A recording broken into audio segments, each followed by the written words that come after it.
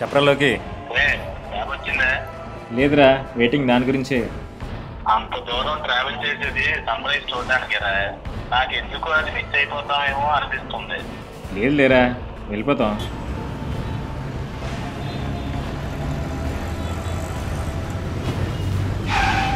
ఏంట్రా లేట్? ఇవాళ programme cancel అయిపోద్ది అనుకున్నాను రా. మూసుకొని ఎక్కండి బే.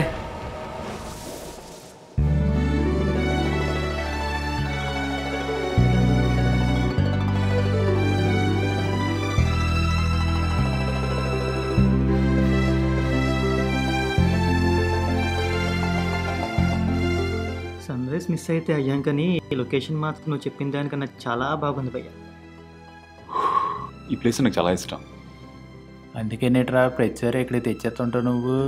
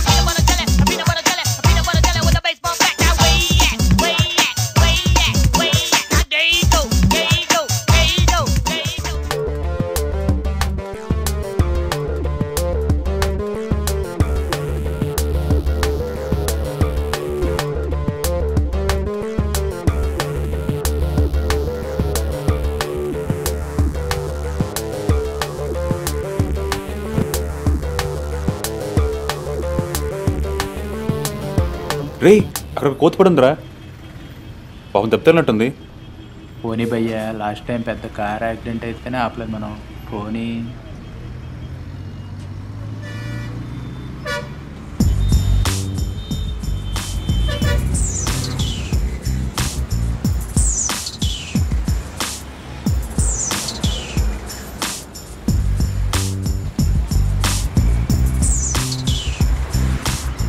భయ్యా లిఫ్ట్ కావాలి ప్లీజ్. అడవి మధ్యలో లిఫ్ట్ అడుగుతున్నాడు, ఎవడు రైడ్? భయ్య మనలో అన్నమాట. ఈ టైంలో ఈ ప్లేస్లో ఒక్కడే ఏం చేస్తున్నావు భయ్యా? భయ్యా నేను దొంగని కాదు, నక్సలైట్ అంతకన్నా కాదు. బండి ఎక్కించుకొని నాకు ఒక 5 నిమిషాలు టైం ఇస్తే నా కథ అంతా చెప్తాను. చెప్పు బాస్, ఏంటి నీ కథ?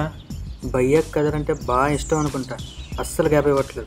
బస్సు సుల్లాపి స్టోరీ చెప్పు. నువ్వు ఉండరా, నువ్వు చెప్పే ఉందాం. వెళ్తూ మాట్లాడదాం భయ్యా. సమస్య లేదు, ముందు నీ స్టోరీ చెప్పాల్సిందే. వెళ్ళాలో వద్దో అప్పుడు డిసైడ్ చేద్దాం. స్ట్రైట్గా లంబసింగ్, తర్వాత అరకు, లాస్ట్లో బొంగులో చికెన్. మీ అడిగింది నీ స్టోరీ, మా టూర్ ప్లాన్ కాదు. నా స్టోరీ ఇంకా పూర్తిగా కంప్లీట్ అవ్వలేదు భయ్యా. పాపం వాడు కొంచెం క్యాప్ ఉండరా. అబ్బా థ్యాంక్స్ భయ్యా. ఆఫీస్ వాళ్ళు అందరం కలిసి టూర్ ప్లాన్ చేసాం భయ్యా. ప్రకృతి పిలిచిందని కొంతమంది దిగాం. నేను ఎక్కానో లేదో కూడా చూడకుండానే మావోలు జంప్ అయ్యా. మీరు నాకు లిఫ్ట్ ఇస్తే దారిలో మావోలు కనిపిస్తారు, అప్పుడు నేను జంప్.